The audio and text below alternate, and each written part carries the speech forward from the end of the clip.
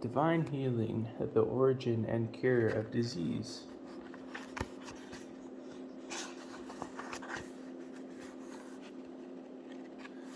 Forward. Truth needs no defense. It is its own power and explanation. Truth is not a mere statement of words. It is the consciously perceived activity of God's love and wisdom in the plane of the human mind. We advance, therefore, by the affirmation, yeah, of good and the negation, nay, of evil. This brief compilation of statements from the voluminous works of Swedenborg comes forth to meet the cry, what portion of truth lies back of those systems claiming the power of divine healing? No attempt is made to analyze the intellectual concepts of popular systems such as New Thought, mental healing, Christian Science, and other forms of psychopathy. If there is error in their explanation of the law, we shall be of small service in beholding the mote merely in calling attention to it before we have considered the beam in our own eye. Trees are judged by their fruits. The good which they inaugurate comes forth by another and immutable law whereby life flows into that mind which affirms and seeks good. It is hoped that those who read these pages will find reason for that broader charity first enunciated by our Lord. He that is not against us is on our part. As an indication of Swedenborg's entire system, even upon the one subject of the relation of soul and body, this compilation is too fragmentary and exclusive, but those who are familiar with modern thought cannot fail to see that the true philosophy of how the divine life restores and heals humanity was more fully set forth by Swedenborg long before the partial and limited teachings of today were conceived. Students who seek a fuller knowledge of divine order, of which health is an effect, will find ample reward in the teachings concerning degrees, influx, correspondences, soul, body, and related subjects. Introduction.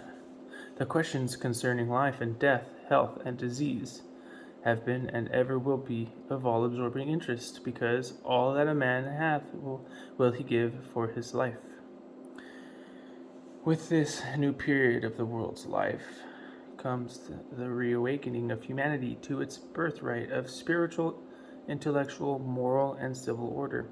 This needs no other demonstration than the signs following. Life is inflowing. We are feeling it. Light is breaking through the clouds. Men are working in it, working to such good advantage that we say, this is a new age. But the startling activity comes from the same fundamental principles which have generated the good things throughout human history. True philosophy and theology have always taught the unity of life, the substance of the creature from the constant expression of the divine. Swedenborg has not added to this general idea. It was not necessary, but he has given it new meaning and force. He has broken the shell of the general concept and brought to light the complex but most orderly arrangement of all that lies within the totality of human experience. No one can become aware of the purport of Swedenborg's teaching of discrete degrees, the maximus homo, or greatest man of the spiritual heavens, as well as of the starry heavens with their spiritual and natural influences, and the correspondence or cause and effect relation now and forever existing between God, the heavens, man, and the lower orders of creation, without entering into both the knowledge of divine order and the power to bring all things, even to the physical body, into order, harmony, and consequent health and use. The transfiguration of the Lord upon the mount was no mere symbol with only historic significance. The indwelling of love in the will of truth in the understanding and the exercise of charity in a life of use, represented by the disciples John, Peter, and James. Now, as then, will lift any man to the summit of ideal conceptions of humanity. When our intellectual ideas are buried and resurrected in true religion, which is the totality of feeling or consciousness of the reality of the divine and supernatural, together with the realization of absolute and momentary dependence upon the divine, we shall have the faith that removes all mountains or obstructions. There is no sickness which does not originate in the lusts of some person's will, acting through falsities in the understanding. The demoniac boy, whom the Lord healed when he came down from the Mount of Transfiguration, is the type of all who are in the fire of lust and the water of false imaginations. There are but two phases in our preparation to become embodiments and transmitters of the inflowing, healing life from the Lord, namely fasting and prayer. In terms of experience, all gratifications of the natural man are to be eliminated insofar as they are indulged as ends in themselves, and all power is to be gained by constant, unabated turning of mind and heart to the Lord in his omnipotence, omniscience, and omnipresence. The power of thought is just beginning to be tested.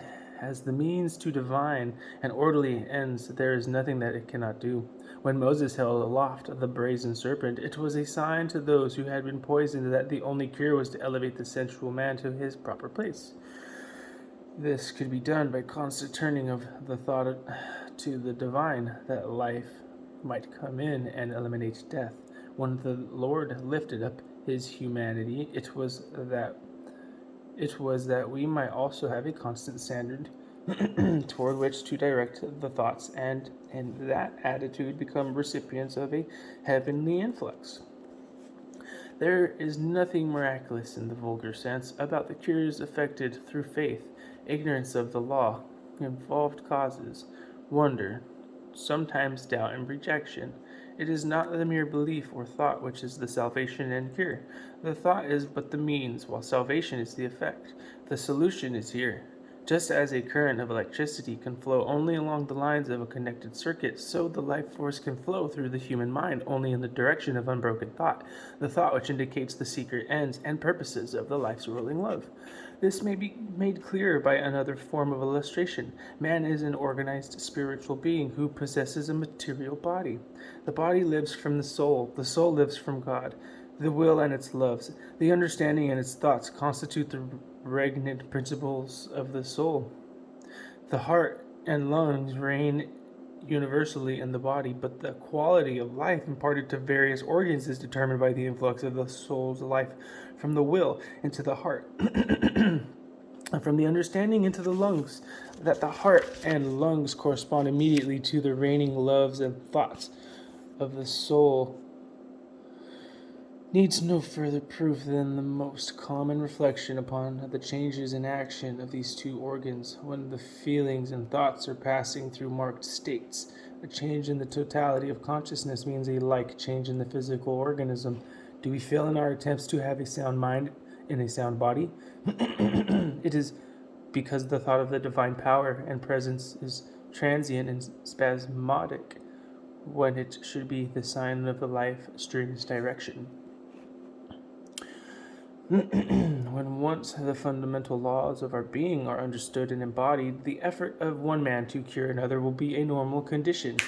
There can be no help in merely making a verbal contradiction of another man's disease, but the spoken word of truth will awaken the sickened mind of another, while the sphere of a heart overflowing with tender sympathy will penetrate both body and soul of the needy one. This sphere is a highly developed state, can be extended and directed voluntarily upon the same principle that the Lord is omnipresent, and that the angels nearest to him in quality of life have a sphere which extends to the boundaries of heaven. Thought filled with love is quite enough to touch those who are already sensitive to spiritual influence, but Where the disease has deadened the sensibilities of both soul and body, the life sphere must frequently be conveyed by the hand, for in the hand the whole nature of a man is ultimated. To bring the subject to a practical use, there is much in the illogical, unphilosophical statements of certain modern schools of mental healing which seems to act as a stumbling block to those seeking light and life. However, it is not what we call things, but the use we make of them that determines results. It is not the pseudo-philosophical falsity of ignorance, but the constant affirmation of the positive and known good which produces the salutary effect. There are those who admit the propriety of divine healing as a thing useful in former ages and as something quite probable in times to come. They are well grounded in doctrines and about order, influx, and correspondence, but here they rest like the impotent man upon his bed. Continuous thought upon the Lord's question whether it is easier to say, "Thy sins be forgiven thee," or "Take up thy bed and walk," does not occur to these partial believers. Partial believers. It would be a startling discovery to those who swallow Swedenborg whole, but never digest his system in detail, and who argue that sickness of body is not incompatible with health of soul. If they should realize the full meaning of both the Bible's and Swedenborg's teaching on the matter. In Divine Providence, number 142, it is stated that no one is reformed in a state of sickness because reason is not then in a free state, for the state of the mind depends upon the state of the body. When the body is sick, the mind also is sick. It quite often happens that a sphere of humility and goodness pervades the chamber of a sick person, but here again, the teaching of Swedenborg and the Bible are in accord. The Bible would teach that the mind was weak and diseased, else it would affect its body with health. Swedenborg teaches that sicknesses, griefs, and misfortunes break the lusts and desires of self-life and hold the man in a state of humility and acknowledgement of the divine. But that reformation and advance cannot take place until the body and mind are well in active correspondence, or else are severed so that the man enters a state of instruction in the spiritual world. A sound mind and a sound body is the true order of man. Sin, or what is better understood, all the elements of selfishness, are the primal causes of disease of mind and body. If disease is contagious and may be absorbed by the guiltless, so health is more contagious and may be absorbed by the guilty. That we may receive and transmit life should be our ruling desire. The tree of life is in the midst of every soul, though the false conceptions of life springing from placing the senses above the spirit may seem to remove it to the borders or background of consciousness. When we take our knowledge of the Lord's omniscience, omnipresence, and omnipotence as a fact for conscious experience, when we believe in flux to be not a theory but our life, when the facts of correspondence of soul and body are employed in place of the theory, then again will the tree of life appear in the center of consciousness, growing, not without care, as in the Eden garden of childlike delight, but springing from the thought ways of an orderly and well-used mind. It will produce the fruit of all manner of spiritual satisfactions, and will scatter itself abroad like leaves for the healing of nations, producing the universal peace of God, the New Jerusalem. Clyde W. Brumell, Boston, 1907. Chapter 2. Soul and Body. The soul, in a proper sense, signifies that in man which lives, consequently, his life itself. That in man which lives is not the body but the soul, and by the soul the body lives. The life of man, or his living principle, is derived from celestial love, and nothing living can possibly exist which has not thence its origin. Heavenly Arcana 1436. The term soul, as used in the word, signifies in a universal sense all life, for soul in a universal sense is that by and from which another thing is and lives. Thus, the soul of the body is its spirit. For by and from the Spirit the body lives, but the soul of the Spirit is its life, still more interior, by and from which it has wisdom and intelligence. Heavenly Arcana 2930. Every man has an internal and an external, for the internal is his thought and his will, and the external is his speech and his action.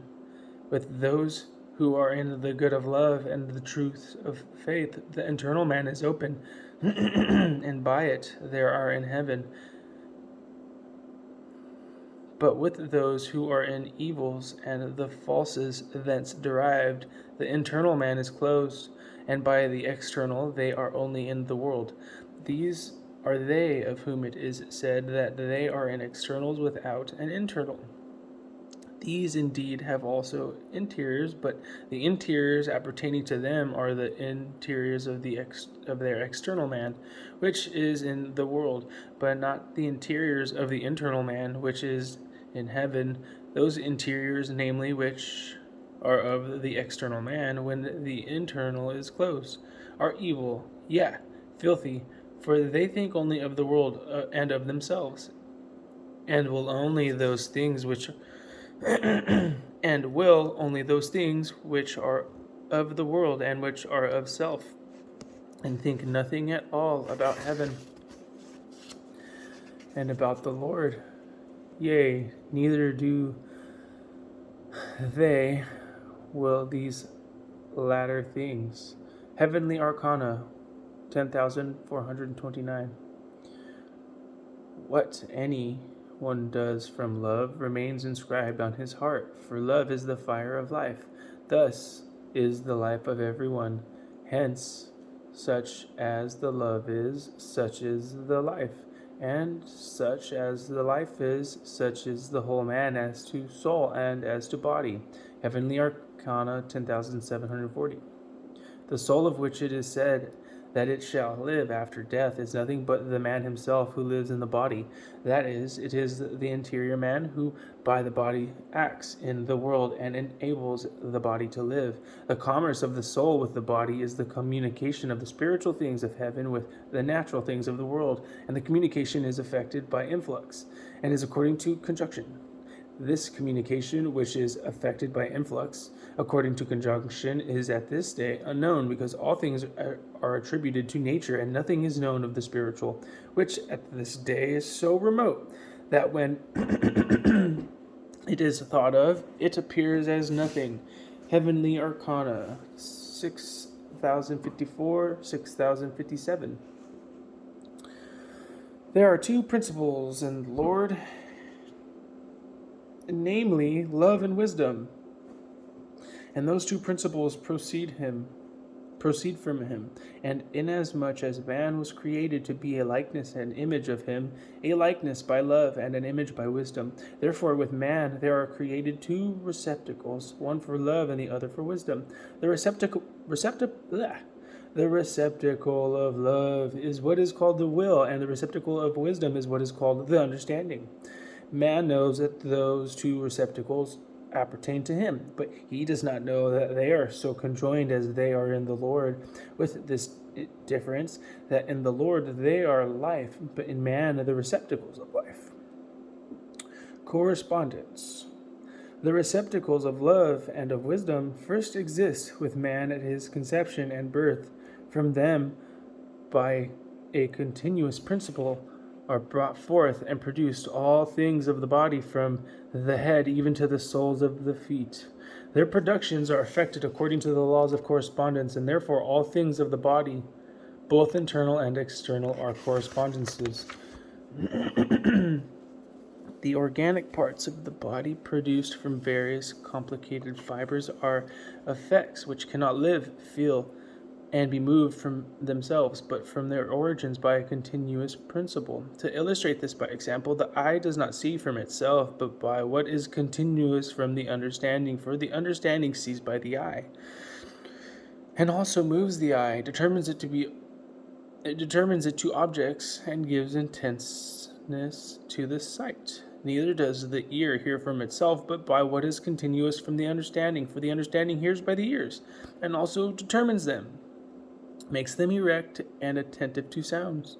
Nor does the tongue speak from itself, but from the thought of the understanding. For thought speaks by the tongue, and varies sounds, and exalts their measures at pleasure. In the like manner, the muscles, these not being moved of themselves, but from the will together with the understanding, which actuate them at their own disposal.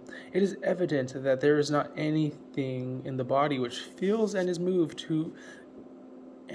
of itself, but from its origins, in which reside the understanding and will, consequently, which are in man the receptacles of love and wisdom.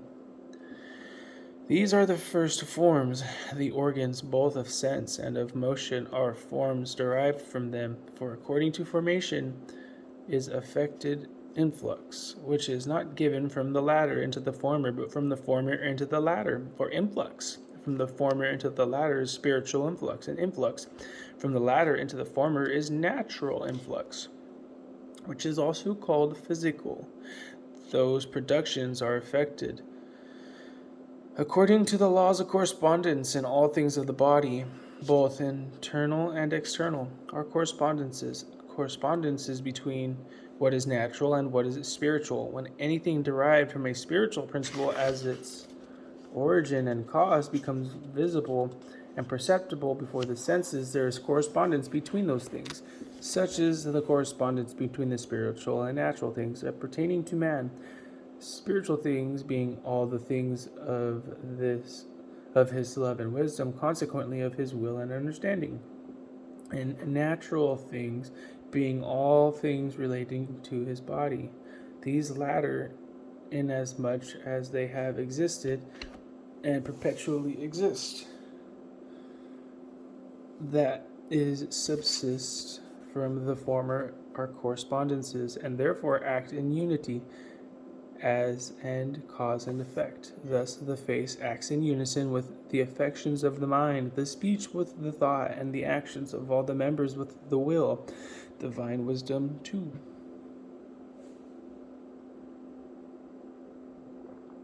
Inasmuch as there is a correspondence of all things in the body with all things of the mind in man, there is especially a correspondence with the heart and lungs, which correspondence is universal, because the heart reigns in the body throughout, and likewise the lungs. The heart and the lungs are the two fountains of all natural motions in the body, and the will and understanding are the two fountains of all spiritual activities in the same body. And the natural motions of the body must correspond to the activities of its spirit, for unless they correspond, the life of the body would cease, and likewise the life of the mind, animus, correspondence causing both to exist and subsist. That the heart corresponds to the will, or what is the same thing, to the love, is evident from the variations of its pulse according to affections. It beats either slowly or quickly, high or low, soft or hard, equally or unequally, differently in gladness and in sorrow, in tranquility of mind and in anger, in intrepidity and in fear, and in the heat of the body and in its cold, and variously in diseases.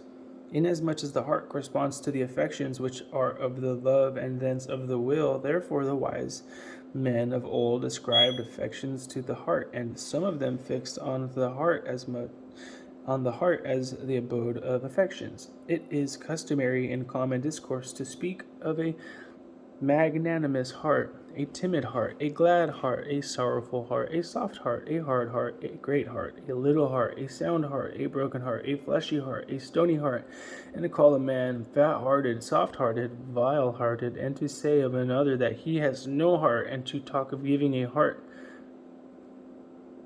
to act, of giving one heart, of giving a new heart, of stirring up in the heart, of receiving in the heart, of not ascending upon the heart, of being obstinate in the heart, of being lifted up in heart, of being friendly in a heart.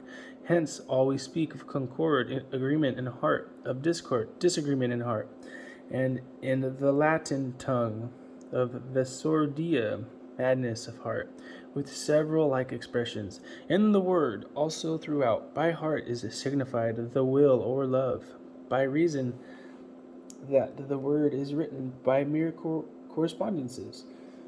The soul or spirit of the lungs, which is the respiration, corresponds to the understanding. It is said in the Word that man ought to love God with the whole heart and the whole soul, by which is signified that he ought to love with all the will and all the understanding.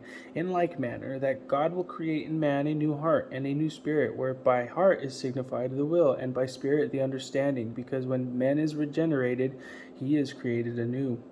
The nostrils, also, from the correspondence of respiration through them, signify perception. An intelligent man is said to be quick-scented, and a man not intelligent of a fat and heavy nostril. The Lord breathed into the disciples and said to them, Receive ye the Holy Spirit. By breathing into them was signified the intelligence which they were about to receive, and by the Holy Spirit is meant the divine wisdom, which teaches and illustrates man.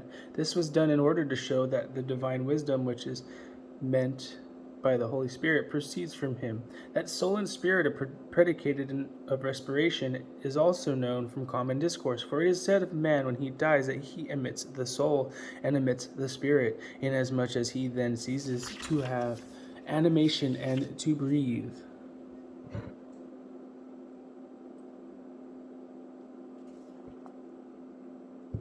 Spirit, in most languages, signifies each, both spirit in heaven and the breath of man, likewise wind. Hence comes the idea that spirits in the heavens are as winds, also that the souls of men after death are as vapors. Yea, God himself, because he is called a spirit when yet God himself is a man. In like manner, the soul of man after death, also every spirit in the heavens. That the lungs correspond to the understanding as the heart does to the will is further evident from man's thought and speech, and all thought is of the understanding, and all speech is of the thought. A man cannot think unless the pulmonary spirit concurs and is in concord. Wherefore, when he thinks tacitly, he respires tacitly. If he thinks deeply, he respires deeply. In like manner, if slowly, hastily, attentively, gently, earnestly, and so forth. Divine wisdom. Number 6. The entire heaven represents one man, and it is man in form, and it is therefore called the greatest man. The angelic societies of which heaven consists are accordingly arranged as the members, organs, and viscera in man, so that some are in the head, some in the breast, some in the arms, and some in each of their particulars. The societies which are in any member there correspond to the like member in man. From this correspondence man subsists, for man subsists from no other source than from heaven. Heaven is distinguished in 2 kingdoms, one of which is called the celestial kingdom, and the other the spiritual kingdom. The correspondence of the 2 kingdoms of heaven with the heart and lungs is the general correspondence of heaven with man. There is a more particular correspondence with each of his members, organs, and viscera. They, who in the greatest man, which is heaven, are in the head, are beyond others in every good, being in love, peace, innocence, wisdom, intelligence, and consequent joy and happiness. These flow into the head, and the things belonging to the head with man, and correspond to them. They who in the greatest man, or heaven, are in the breast, are in the good of charity and faith, and also flow into the breast of man, and correspond to it. They who in the greatest man, or heaven, are in the loins and the organs there devoted to generation, are in marriage love. They who are in the feet are in the lowest good of heaven. They who are in the arms and hands are in the power of truth from good. They who are in the eyes are in the understanding. They who are in the ears are in the hearing and obedience. They who are in the nostrils are in perception. They who are in the mouth and tongue are in speech from understanding and perception. They who are in the kidneys are in truth, searching, separating, and chastising. They who are in the liver, pancreas, and spleen are in the various purification of good and truth. They flow into the like things of man and correspond to them. The influx of heaven is into the functions and uses of the members, and the uses because They are from the spiritual world for themselves, by means of such things as are in the natural world, and thus present themselves in effect. By these same members, organs, and viscera, such things are signified in the word. Thus, by head is signified intelligence and wisdom, by breast charity, by loins marriage love, by arms and hands the power of truth, by feet what is natural, by eyes understanding, by nostrils perception, by ears obedience, by kidneys the searching of truth. Hence also it is that men commonly say of one who is intelligent and wise that he has a head, of one who is kind that he has a bosom friend, of one who has the clear perception that he is keen-scented, of one who is intelligent that he is sharp-sighted, of one who is powerful that he has long hands, of one who wills from love that he is from the heart. Heaven and hell, 90 to 97.